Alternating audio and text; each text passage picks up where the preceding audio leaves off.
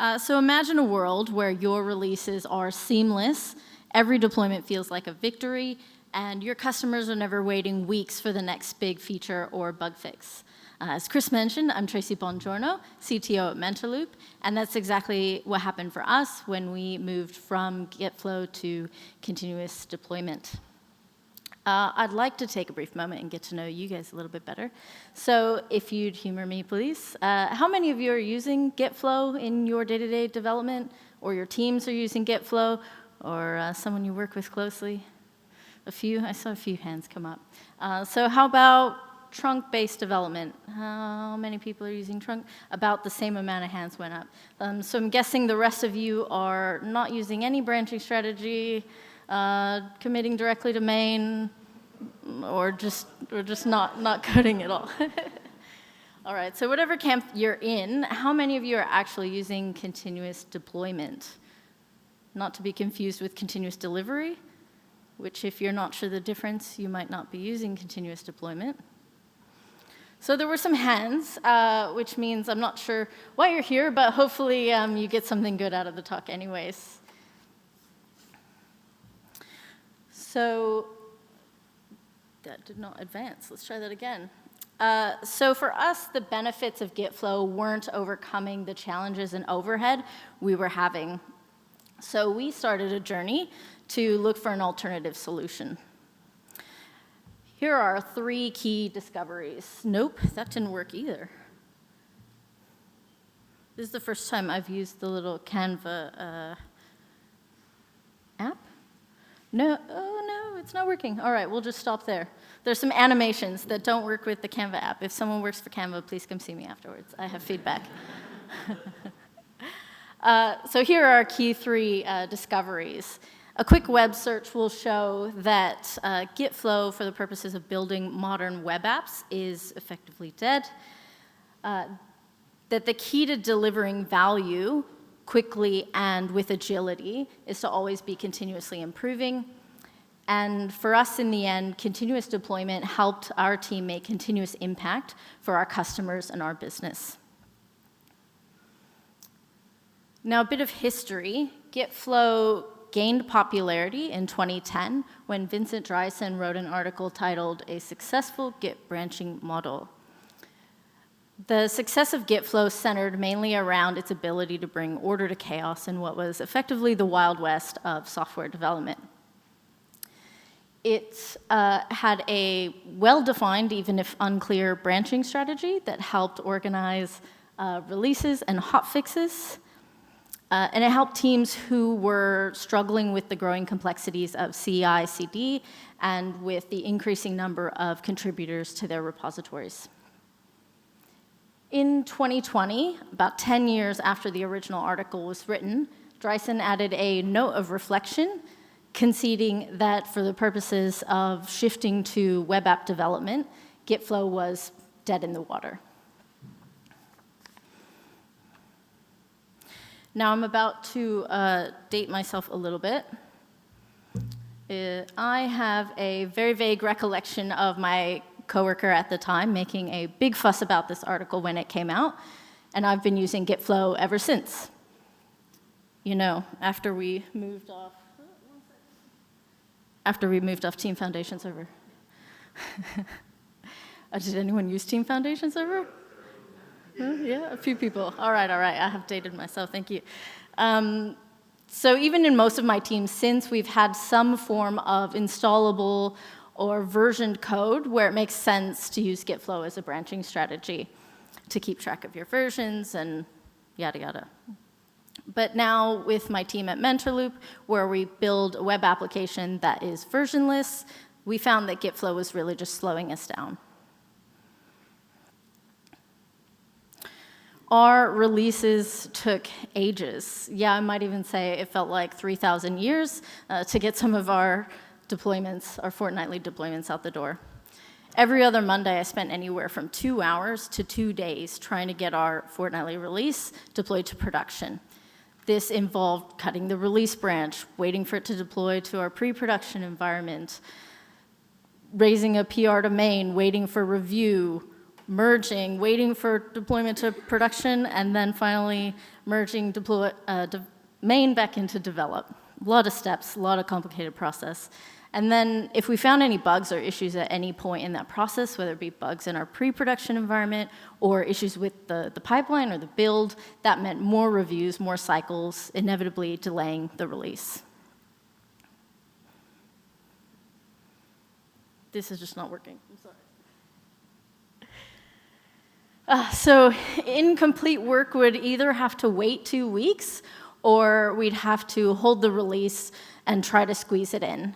The latter meaning we were rushing our changes, trying to get things complete and into the release, which meant, it could lead to poor outcomes or poor quality. While the former meant that our customers weren't able to see the value of the things we were building as quickly, which delayed the business realizing that value of our work. And in startup land, a delay of any size can significantly impact your organization's ability to win new business and stay competitive.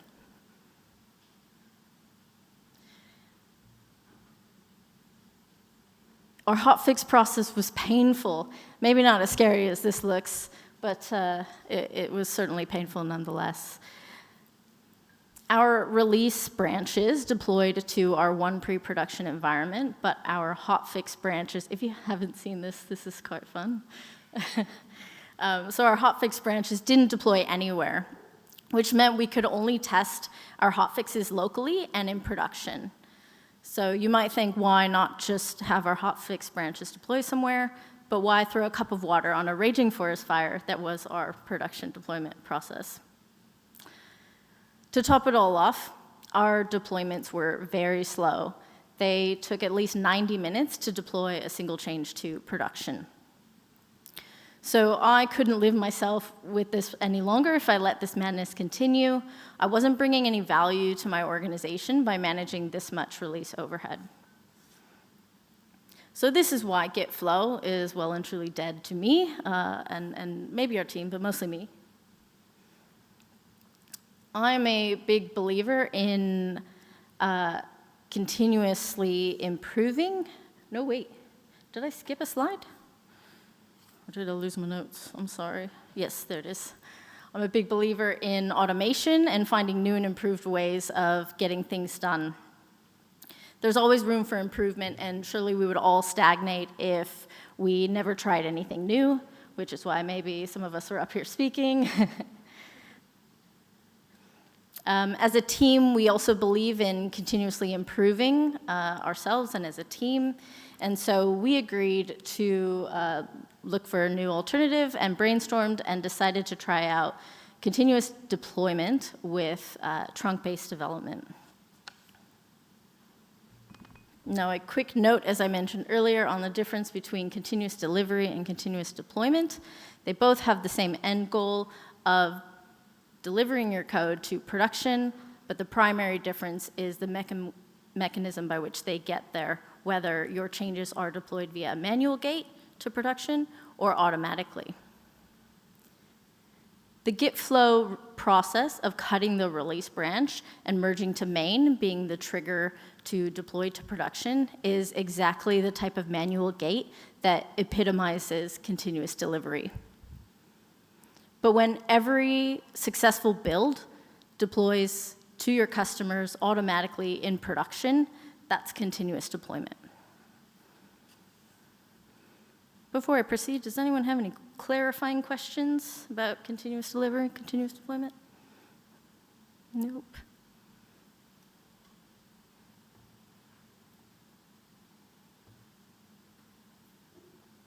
All right, so as I said, we as a team agreed to set out on this journey, so we asked ourselves a few questions. What value are we getting out of our current process? What things should we keep, and what things should we stop doing and never look back at again? What might a more streamlined process look like in the future? And then what needs to be true in order for us to get there? How do we achieve that outcome?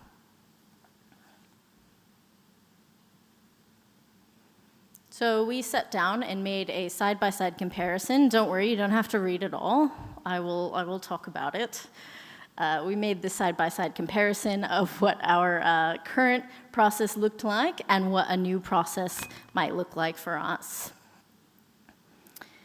This gave us an actionable set of steps that we could take to iterate toward our end goal. We looked at this from multiple angles, namely, how does this impact us as a team? That was probably the biggest one. Our PR and QA processes needed to change. If every commit we were making to main was going to be automatically deployed to production, we needed to make sure that that change was good to go. It had enough tests. It'd been, smoke tested, looked at from a UX perspective, and all that fun stuff. So we created these ephemeral environments for when a PR gets created. We can spin up what we call a PR environment, and at the end we can tear it down when everybody's happy and we're ready to merge. Our pipelines obviously needed to change in order to spin up and tear down those environments, but also change the way in which we were deploying to production. Our test automation strategy needed to be adjusted. If we wanted to make sure that we were confident with the changes we were making, and we needed to make sure we had enough unit integration, end-to-end tests to cover the critical aspects of our application. And then some ancillary things like our Jira board, the columns, the automations in Jira, things like that. So there were lots of little things, some big things that would impact our team specifically. Another angle we looked at was our broader team, the whole company, so marketing, sales, customer success. How would these changes impact them? We had a Slack channel where the rest of the business could see notifications about how our release was progressing. They'd get at least 4 Slack notifications. So when we're deploying twice a week, that's not really a big deal. It doesn't bother them too much. But if we're deploying multiple times a day, then that's going to get really noisy for them and annoying probably, and they'll start to ignore it. So we trimmed that back down to 1 Slack notification for them at the end of the production process and created another Slack channel for us to get all the notifications that we want. Additionally, if we're no longer batching up our feature set in fortnightly releases, then we can't rely on that cadence to communicate those changes to customers. So we had to work with marketing and customer support and success to make sure we're effectively communicating those changes to our customers. So now for small changes, those go out at the normal cadence, and then we have like a monthly newsletter that says, hey, here are all these cool new things that deployed this month. And thinking about this from our customers and our users, we wanted to make sure that multiple deployments a day wasn't going to be a big impact. Our application had this fancy feature where it would hot reload when it detected a new release. So you can imagine a scenario where a mentee is in mentor loop typing a message to their mentor, and then all of a sudden the page reloads on them, and they've totally lost their message and have to start over from scratch. They're not going to be too happy about that. So, when we're deploying once every 2 weeks, the risk of that is quite low. But if we're deploying 3 times a day, the risk is going to, pretty much, see Italian in me, I'm sorry. The risk of that's pretty much gonna skyrocket. So we had to change that functionality so that the hot reload wasn't there. And we also added some features to make sure that, even on the off chance someone leaves the page, that their draft message is going to be saved. And then a bit of us and customers is we had to think about our use of feature flags. Previously, we could fit a couple tickets into a sprint that were for the same feature, so we could commit an incomplete feature.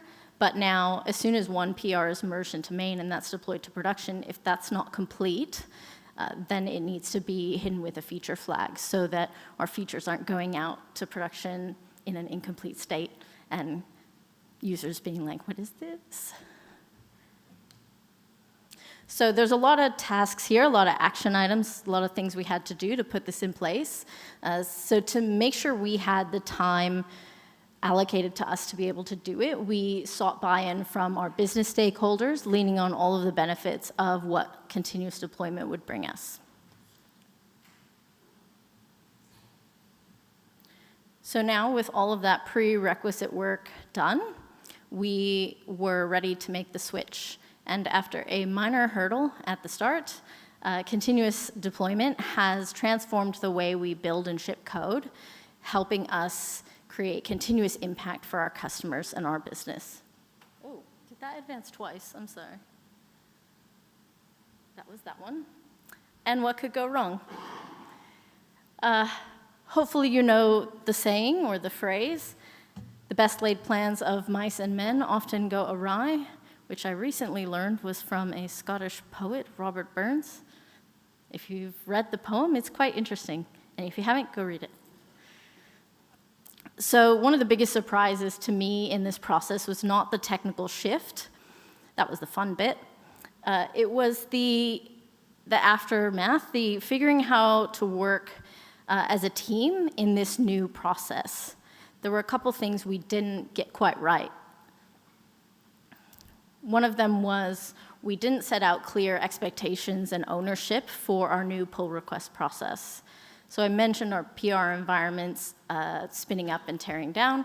Those were manual approval tasks in the build, and it wasn't quite clear whose responsibility it was to approve those stages. Was it the PR authors? Was it the reviewer? Was it somebody else entirely? It was also a bit unclear what state a pull request was in. We couldn't easily tell if it had been code reviewed, if it had been tested, or if it had been sent back to the author for changes or revision. So we operated like this for a couple weeks under assumptions about who was going to do what and best laid plans and all of that. And it wasn't until people's behaviors started to not match people's assumptions when things began to crumble and fall apart. So at that point, we had to take a step back and assess what we were doing, understand these challenges, and figure out ways to overcome them. So after a couple days of trial, error, and brainstorming, we found a solution that worked for the author, the reviewer, and the team as a whole. We said the author would approve the deployment, the reviewer would approve the deletion at the end of the process when everyone's happy, and we used GitHub labels to keep track of the status of PRs. So hindsight is 20/20. Anyone who's managed a process knows that change management is hard, and the people aspect of it is certainly not to be dismissed, and important to be very clear about expectations and avoid situations like we ran into. So now we are super agile. We can deploy things as quickly as we want to if we agree that we want to pop something into the sprint, if priorities shift or a customer has an urgent issue or a critical bug comes up. We can experiment and innovate much more quickly than we ever have before. We can also fix bugs super quickly. A new suspicious alert or error message pops up, and we can be all over that as quickly as we see it. It's also easy for us to trace back the likely cause of that error due to the time correlation between the deployment and that new alert or error message. We had a bug recently that was happily sitting in the backlog for a while, sitting there with low priority because we thought the impact was low, there was a workaround, nobody was really complaining about it. And then just a couple weeks ago, we got a report from a user that said they had ran into this exact same bug. And so now we had validation that yes, people might be running into this issue, and we decided, yep, we can fit this fix into the sprint. And within 3 hours of starting work on it, we had a fix in deployment. In production. Deployed to production. That GIF gets a little annoying. On average, we also deploy fewer defects to production. This is a result of smaller change sets going out individually and can be tested in isolation before they're merged into main. We also receive feedback from customers super quickly because we can get our features out quickly, they can give us feedback, and we can action that feedback quickly and continue to iterate and improve the product with their feedback. Last year, we released a revamp of one of our features called group loops. We changed the way that you create group loops, add people to them, and added a bit of additional features on top of that. When we launched that feature, we almost immediately saw some feedback from customers that the process of adding people to the group was a little bit confusing, and we tracked that down to one of the buttons didn't have a great label on it, and so we were able to, along with that, add in some additional minor UX issues that we noticed, threw that all together, and got those changes out to production in just a couple days. So we were able to resolve those issues within a couple days of launch of this new feature.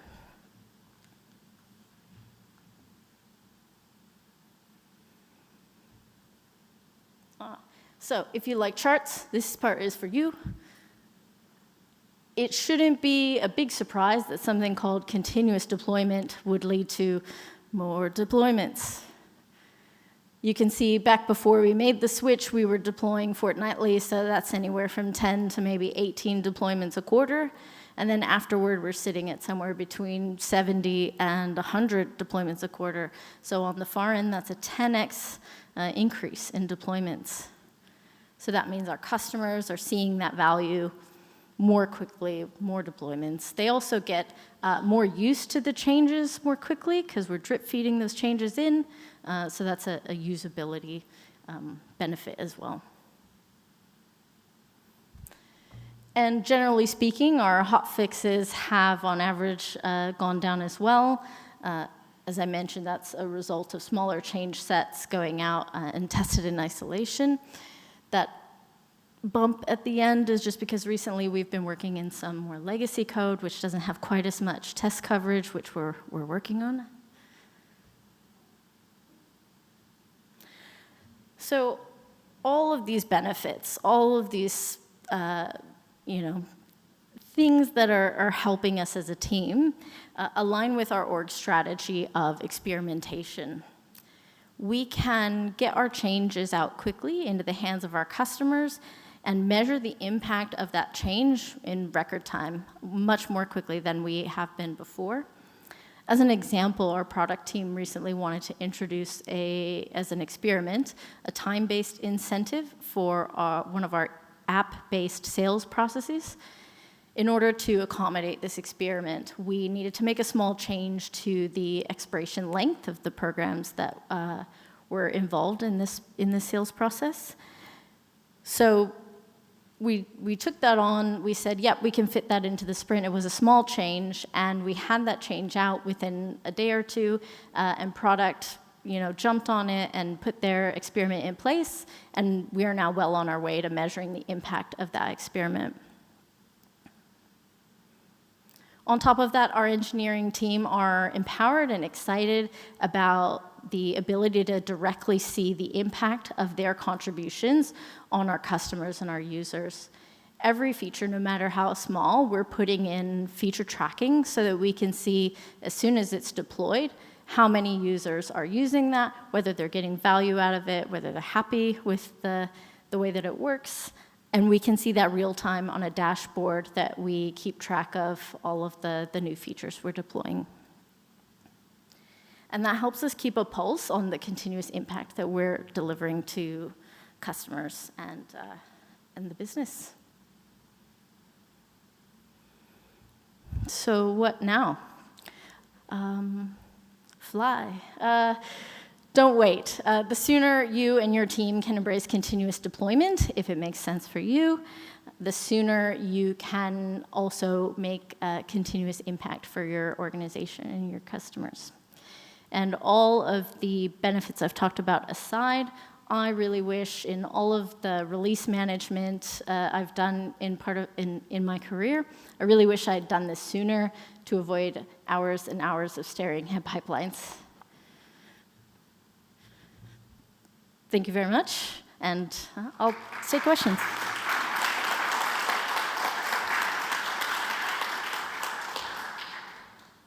We've only got one runner mic, so I'll probably have to hand this off and just sit here instead.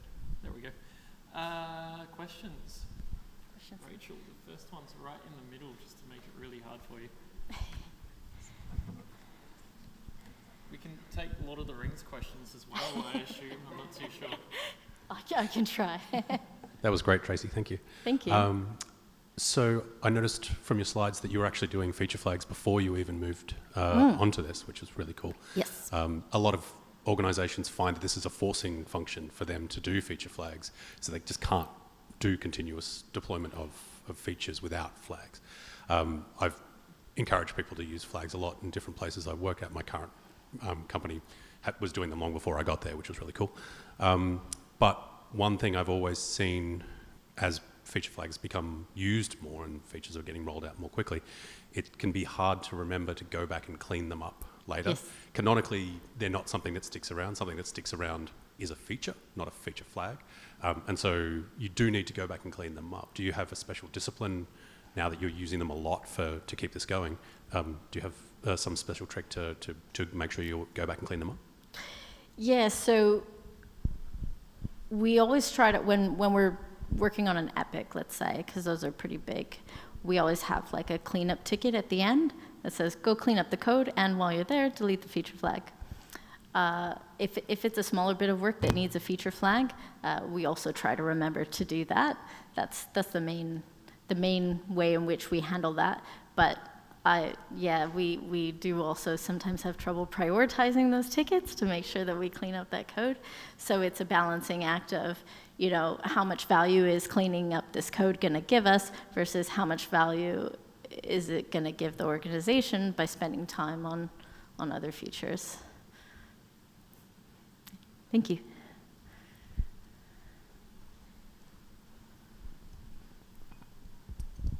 I'm curious what your development process methodology was before, and did that change when you introduced continuous deployment at all? And I guess in particular, and I think you're still referring to sprints, but how does that relate if you're just shipping stuff all the time?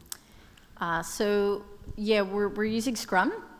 So I think you probably picked that up from the releases. We're still using Scrum. So we still have retro at the end of the sprint. We have sprint planning at the beginning of the sprint. And really the only change was how we keep track of those changes that are going out to production during the sprint. In Jira, we just have a release that's allocated to the sprint, and we've got some automation that when something gets merged, it gets put in the next release that's unreleased. So other than that part of it hasn't really changed much. Does that answer your question? Were you looking for something more, it sounded like? Sorry. I guess I was curious whether you'd maybe move to more of like a Kanban sort of continuous flow kind of thing, seeing as you're shipping stuff continuously. I've thought about it. Yeah. I do like the sort of Kanban Scrum mix, like Scrumban, and I have done that with a previous team. It works quite well, at least it did for that team, because we had a quite unpredictable roadmap. Like things could change tomorrow, and we'd have to prioritize other things. So we really couldn't stick to sprints. But the reason we're still doing sprints, other than the fact that I haven't yet broached the topic with everyone, is just that certainty around these are the things we're going to be working on for the next 2 weeks. So that's the main reason we stick around with Scrum, is just to give the team that certainty.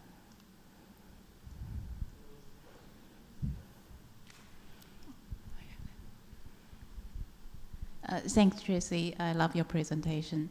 So I just wonder, for some companies, if we still have monolith code, and if we do not have prod-like environment, what will be your best suggestion? When you say you don't have a prod-like environment, you mean you don't have a pre-production environment? Yeah. So how we facilitate automated testing if the environment is not exactly the same as production? I guess it depends how much you need to rely on, say, end-to-end testing versus what you can do without end-to-end testing. It kind of depends on your stack and your technology. I'm assuming you've got front-end code and back-end code. So there are techniques you can use to simulate and test front-end things, like in Storybook. There are different ways of testing user interactions in Storybook. But if you need the back-end and the front-end together, you could say in your pipeline, spin up a local environment. Again, depending on your tech stack, that might be more or less difficult. I'd be happy to chat more about your specific scenario in detail. But I think the best generic answer I can give, besides it depends, is you can try to get away, do more with less, more unit testing, more integration testing, and then even less end-to-end testing. We have a few minutes, so we can keep going with questions. There's one just up front here. Hello. So my question is more regarding how do you change that mindset in the developers that's that code is actually going to main? You have to make sure that you have the right test, and that little integrations without merge issues in your environment. How do you did all the process of everything is going to sort of production really fast? Do you had issues with the development, with the developers thinking that way, that you have to be really mindful of this code? I think that's the expectation, is that you're not just shoving your code out to staging and it's somebody else's problem, right? We don't like it when, DevOps teams don't like it when engineering teams say, here you go, ship this. So, we need to be mindful that these changes are going directly to production and they need to be high quality and tested thoroughly with whatever testing mechanisms make sense. Does that answer your question? Yeah. No speak, please. Did we Otherwise put? No one can hear you. Do you put more process to help with that, making sure that you have more PR checks or something like that? Yeah, so we had this before. We had a GitHub PR checklist template, and we continue to refine that as we're fine with certain things, we know, yes, we need to do these set of things, so we remove them from the template. So that's just an evolving checklist of things we need to do. When we did that planning of the side-by-side comparison, we did say, we need to make sure these things are tested, and what tested means to us is this, this, and this. So having a good definition of done is, really important. Thank you. We've got one right down the back, yes. Oh, and then. Yeah. You can choose it. Thank you very much. Really great talk, Tracy. Thank you. One of the things, basically, did you, when it came to the actual size of the stories and stuff, was there a certain amount of changes you had to make to ensure that when you, built features and pushed to production, that they were sort of sized in a way that would actually facilitate continuous delivery or deployment? Sorry. Yeah, I think that's always been something we continue to. It's one of those tensions, right? That we're always working, on both sides of the tension. Trying to get value out of what we're building while also making it small enough that it's not going to take forever. It's easily testable. It's not going to be too risky, things like that. So we're always trying to see, how can we make this smaller? Is this the smallest we can make this ticket? Can we break it up? So am not sure if that changed a lot when we moved to continuous deployment, but maybe it did highlight, where we were a bit weak in that area, because we've been doing that before as well. Thank you.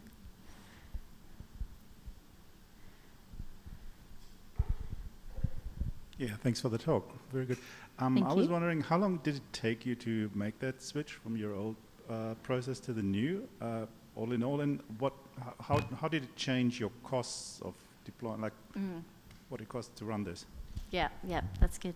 I think we did that side-by-side comparison in, I want to say, July of the year that we did this, and then we had everything finished by sometime in October. So that included the pipeline changes, the process changes. Honestly, the pipeline and infrastructure bit of it was probably the hardest bit, technically speaking. And yes, it did impact our costs a little bit. So because we can have, 5-6 PRs open at a time, we might have 5-6 pull request environments up. So that is why we added the manual approval in the pipeline, so that you don't spin up a PR environment before you need it, and then that tear down at the end to make sure it gets cleaned up. And eventually I also worked out how we could have that environment spin down in, out of hours, so on the weekends and after 6 p.m. or whatever. It's also a good way to make sure you stop working, because if you're trying to test something and then the PR environment stops working, you're like, oh, it's 6 o'clock. I should be done now. Yeah. Thank you. Thanks, Tracy. I've had many thoughts, but one of my questions is around when we look at the pull request lifecycle, we end up in a lot of cases with like kind of pulling stuff out, and in a continuous deployment style, you end up just kind of keep moving forward. What does like pulling stuff out look like for you, apart from obviously a feature flag disabling it, but if a bad commit or something that's incomplete needs to come out of your continuous deployment pipeline, what happens in your workspace? Yeah, so if we found something had been merged, is that the question? It's been merged, and it's no good for one reason or another.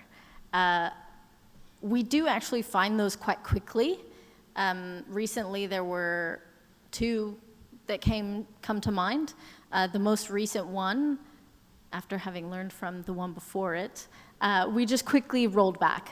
So the way our infrastructure is set up, we're using ECR, AWS Elastic Container Repository. So we just pointed the infrastructure back to the last production container. So roll back or roll forward, right? Just get it fixed as quickly as possible. And because we can make those shifts and the deployment process is a lot faster than it was before, we can get those fixes out pretty quickly. Thank you. I just want to know if your deploys still take 90 minutes. No, they don't. They do to production. They do take 60 minutes, but I don't really have to worry about them anymore, so I don't have to stare at them. We do get Slack notifications if for some reason they fail, so then somebody goes and re-triggers it. Usually it's me, but sometimes the team do it as well, which is good to see. Yeah, cool. Thanks. Did you have a question? My question is related to the second last question. So despite best efforts, there are problems in production, right? And sometimes you can roll forward and sometimes you roll back. So the question is, based on the data that you showed, clearly there are fewer incidents. What's the approach that you guys have taken and say, this is the threshold, if it takes more than a day or more than 3 hours, I'm gonna roll forward or backwards? And the second question is, how has management dealt with that? Have them been supportive? Or I work in a highly regulated industry, so incidents production is a big deal, yeah. Right? Thank you. Yeah, thank you for the question. Management have been very supportive. I'm very fortunate to work in a great team. We have great co-founders, so they're very supportive. But with the last couple of incidents, they were like, this isn't working. Is there an issue here? So, making sure that we're being proactive about things that we find when we do ship a defect. And your question about what's the threshold, it's less about time to fix and more about the severity of the issue. So if it's a critical issue that impacts a significant number of people or a significant piece of functionality, or it's just a really glaringly obvious issue, that's definitely when we'd roll back. We tend to roll forward more than we roll back. We build software that helps companies and organizations build a culture of mentoring. So you can imagine we're not a bank, we're not hospital software, we're not like critical piece of infrastructure that companies rely on, although they would be upset if we had a severe problem. So I guess we have a bit more of a relaxed situation than you would being in a highly regulated industry. So you certainly have to take that into consideration with how you operate, and maybe you can minimize the manual gates for deploying to production, and maybe you can't get rid of all of them. So it doesn't work for everyone, unfortunately. Is that time? It is that time. Thank you once again, Tracy. Thank you.